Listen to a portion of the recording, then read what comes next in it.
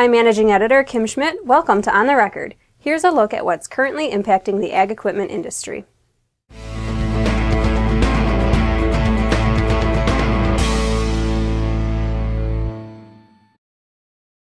On Tuesday night, with a vote of 76 to 16, the Senate passed the Tax Extender Bill, which will extend tax breaks through Section 179 depreciation limits for 2014. The House passed the measure December 3rd on a 378 to 46 vote. The bill now heads to President Barack Obama, who is expected to sign it. The Tax Extender Bill reinstates the deduction limit to $500,000 for 2014 only and does not apply to purchases made in 2015. Darrell Good, Professor Emeritus with the Department of Agriculture and Consumer Economics at the University of Illinois, says the passage of Section 179 could tip the needle for some farmers to make big purchases yet this year. If they were going to make some last-minute machinery or equipment purchases this year, this will kind of push them over the hump and encourage them to do that. I think that helps with their attitude as well. One dealer we spoke with says he has $1.5 to $2 million in sales waiting on the passage of the bill. During its investor meeting on December 15th, AGCO announced cost initiatives that are expected to lower sales, general and administrative costs, and manufacturing support costs by approximately $150 million in 2015. The ag equipment manufacturer also plans to save $70 million in annual material and production system costs. The company also unveiled a new $500 million share buyback on top of the current $500 million program. AGCO is forecasting 2015 industry tractor and combine sales to be down 5 to 10% in North America, with high horsepower equipment down 20% or more. The company anticipates Western Europe sales to be down 5 to 10% and South America to be down 10%. The company is expecting 2015 sales of approximately $8.5 billion, which will be a year-over-year drop of 12 to 14%.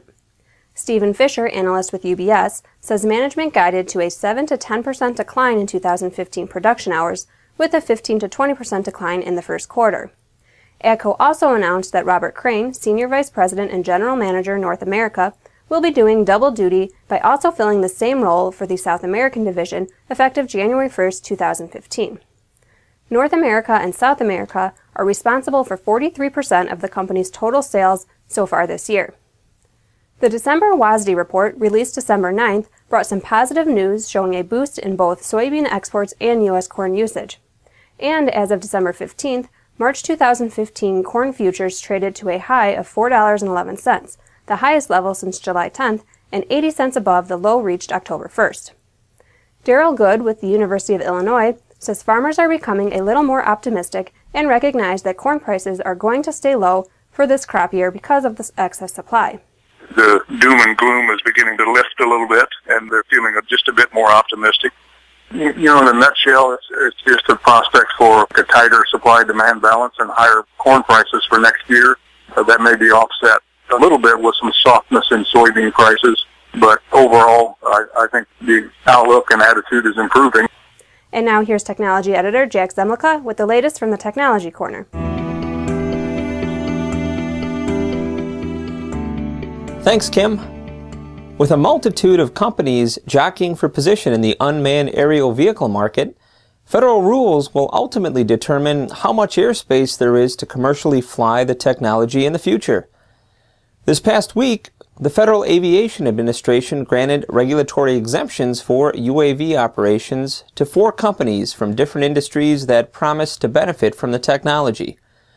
Among the companies granted an exemption was Trimble Navigation, which will be allowed to fly its UX-5 unmanned fixed-wing aircraft for the surveying, precision agriculture, oil and gas, mining, construction, and environmental industries.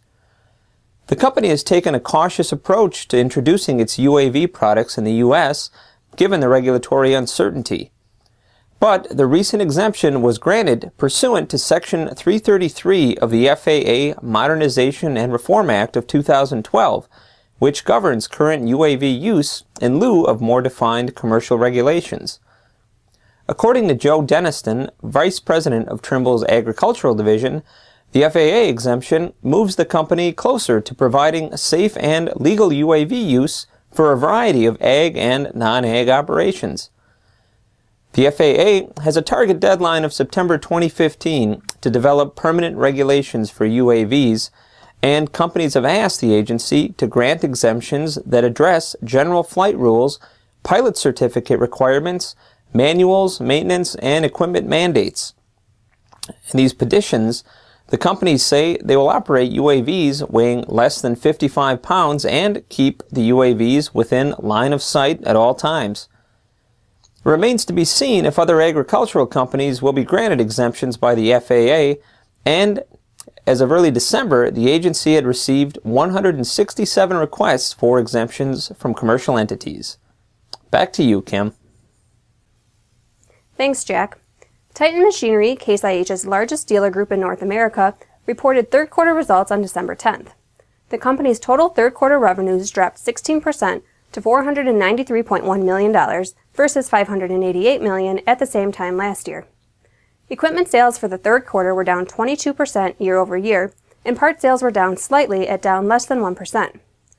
Revenue generated from service increased 4.3% year over year, and revenue from rental and other increased almost 8% from the same period last year. For the fiscal year ending January 31st, 2015, Titan has revised its outlook and now expects revenues to be in the range of $1.85 to $2 billion, compared to its previous range of $1.9 to $2.1 billion. And now from the Ag Equipment Archives. Case is the first of the old line harvester companies to build a gas tractor. Designed by William Patterson in 1892, the Patterson tractor's engine used a tandem cylinder design with two connecting rods operating off the same crankshaft journal, providing a power stroke on each revolution of the crankshaft. The tractor was not successful, and the company did not build another gas tractor until 1911, when the 2040 and 3060 tractors first went on the market in 1912. The 2040 tractors became an overnight sensation in the business. As always, you can send any comments or suggestions to kschmidt@letspub.com. On behalf of the entire team here at Ag Equipment Intelligence and On the Record, may you have a happy and relaxing holiday. Thanks for watching. I'll see you next year.